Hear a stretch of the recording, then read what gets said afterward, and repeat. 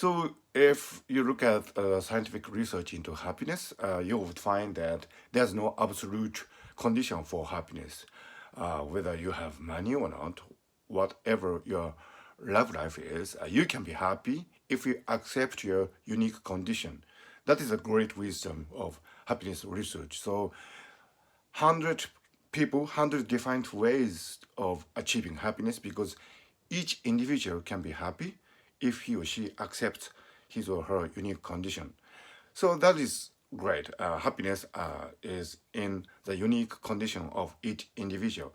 However, having said that, you sometimes wonder if the ability to be happy is actually conditional on the inability to perceive one's shortcomings and one's wanting points. For example, even if you have a failure of something, if you do not perceive it, you can be happy. So some argue that's I think there's some argument that happiness is actually dependent on the inability rather than the ability to perceive one's unique condition. I think it's a fair argument. So you can probably equate being happy with inability to see one's shortcomings and one's defects and so on. Well, in cognitive science, there's this famous effect called Dunning-Kruger effect.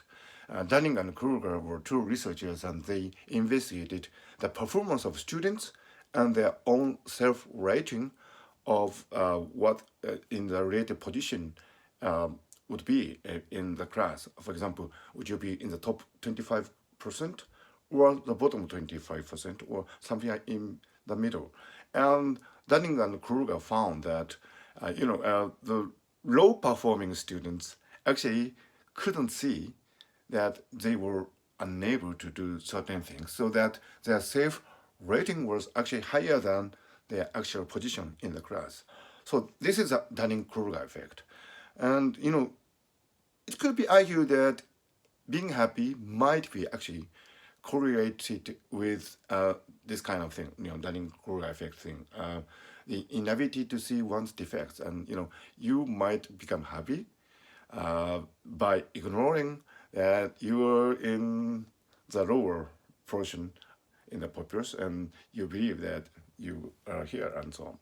So that could be an interesting argument. But however, as I said, there is no absolute condition for happiness. So this whole premise of rating people and positioning them in some relative positions in the group is not actually applicable when you approach happiness. So the whole idea of happiness is actually relying on this premise that people cannot be really related. I mean, you cannot really say that you are here and somebody else is here. So because you're here and somebody else is here, you are happier than this person. So, happiness is not testing. It's not about scoring.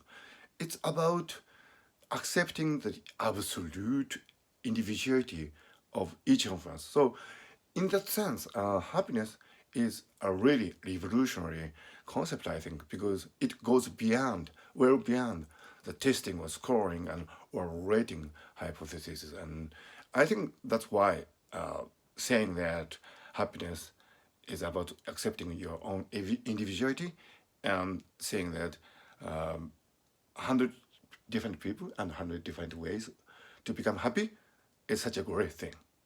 It goes beyond the classroom. Isn't that great?